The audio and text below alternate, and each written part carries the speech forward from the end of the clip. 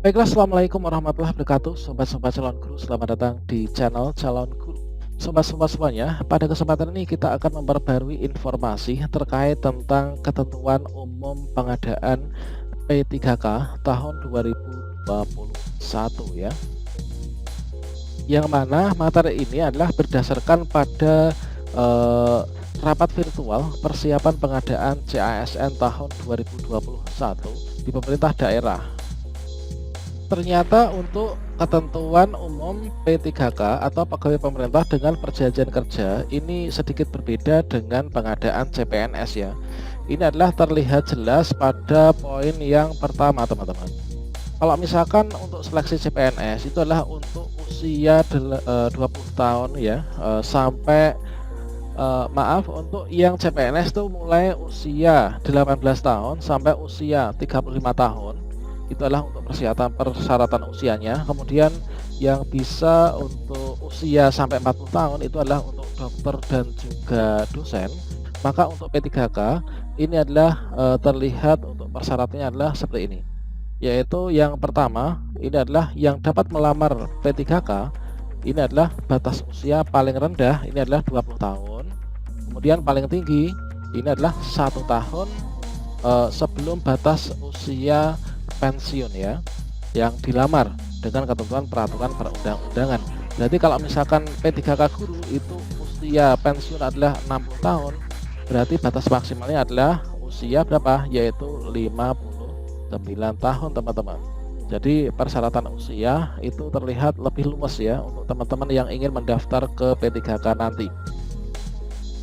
Kemudian berikutnya, pelamar tidak pernah dipidana dengan pidana 2 tahun atau lebih, dan di sini juga di sini tidak pernah diberhentikan ya, baik itu dengan hormat ataupun tidak hormat ya. Ini sebagai PNS atau P3K, prajurit TNI dan juga kepolisian serta pegawai swasta dengan tidak hormat. Ini adalah sama dengan yang untuk CPNS ya.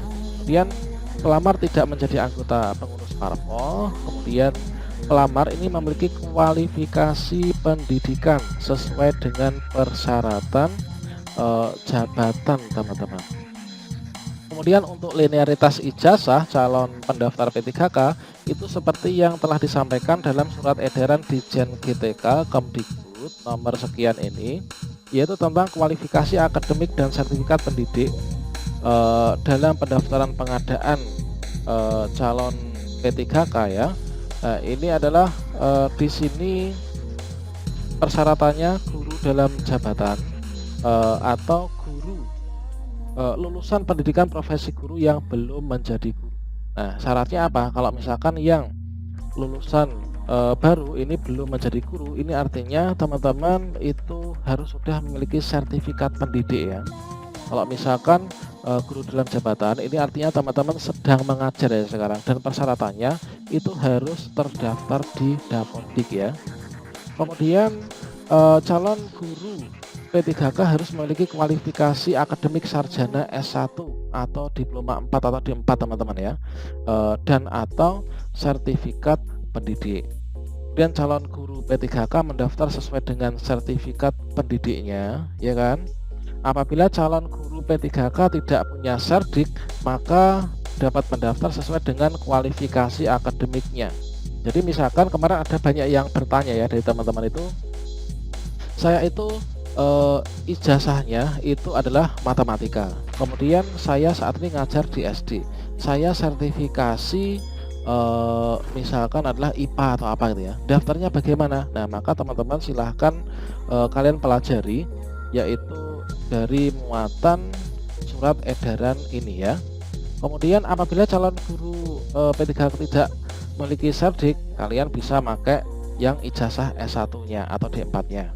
Daftar kualifikasi akademiknya, nah di sini dapat teman-teman simak, yaitu sesuai yang ada di bawah ini ya. Dan di sini sudah saya bagikan, silahkan kalian simak dan pelajari bersama ya. Misalkan di sini program studi ijazah S1-nya ini adalah administrasi misalkan. Nah, ini misalkan ijazahnya administrasi, kemudian dia sudah sertifikasi manajemen perkantoran misalkan. Ini ngajarnya di SMK maka di sini kalian bisa otomatis ya, otomatisasi dan tata kelola perkantoran. Kemudian di sini untuk guru kelas misalkan teman-teman, nah kalian untuk ijazahnya memiliki ijazah yang ini ya kan, kemudian kalian pendidikan Pancasila dan kewarganegaraan untuk yang bidang studi sertifikasinya, maka kalian kalau misalkan ingin mendaftar di formasi SD ini, nanti teman-teman itu bisa mendaftarnya itu adalah formasi kelas ya.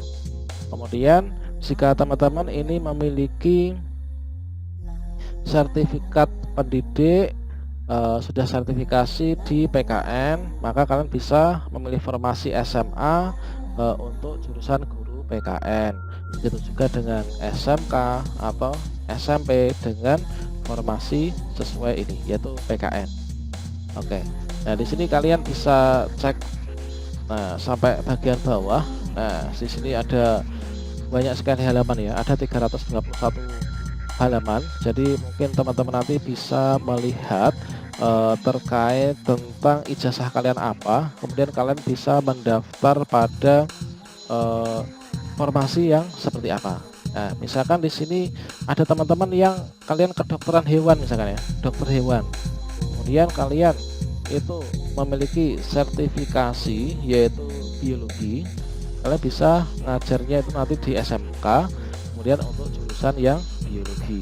Nah, kemudian biologi juga bisa ngajar atau formasi IPA untuk yang SMP ya. Nah, seperti ini teman-teman. Ini terkait dengan linearitas ijazah.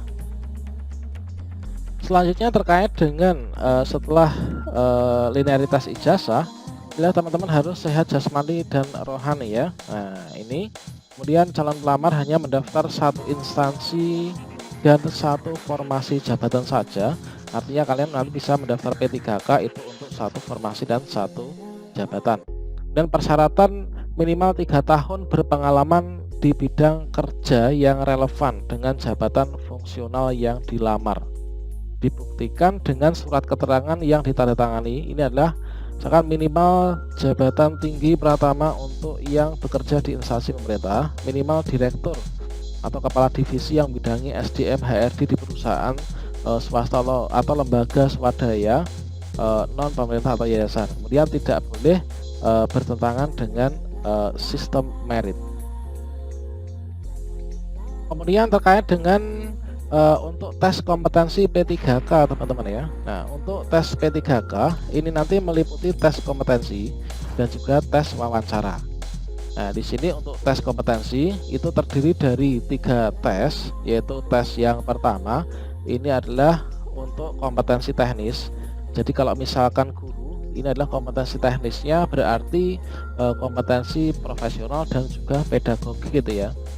Kemudian kalau misalkan misalkan guru SD lah ya, kita ambil contoh guru SD atau guru kelas SD, itu nanti kompetensi teknisnya itu berarti pedagogik dan juga materi-materi profesional seperti PKN, IPA, IPS, matematika gitu kan.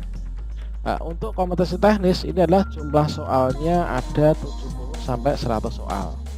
Kemudian di sini untuk pilihan ganda berjumlah 5, yaitu benar dan salah ini ya, tipe soalnya pilihan ganda. Kemudian untuk yang kompetensi manajerial ini adalah nanti ada 20 sampai 30 soal. Nah, ini kemudian untuk sosiokultural ini adalah 10 soal sampai 20 soal. Dan untuk waktunya pelaksanaan tes kompetensi ini adalah nanti ada 120 menit sampai 160 menit. Dan tes berikutnya ada tes wawancara. Ini adalah dengan menggunakan komputer juga ya teman-teman. Nanti ada 10 soal. Ini waktunya adalah 10 menit. Artinya untuk mengerjakan satu soal wawancara itu hanya diberikan waktu 10 menit saja ya. Ini nanti juga menggunakan pilihan ganda berjumlah 4 pilihan teman-teman. Dan penilaiannya adalah seperti ini. Terkait dengan passing grade ya, passing grade ini adalah direkomendasikan oleh instansi pembina ya, ditetapkan oleh Panselnas.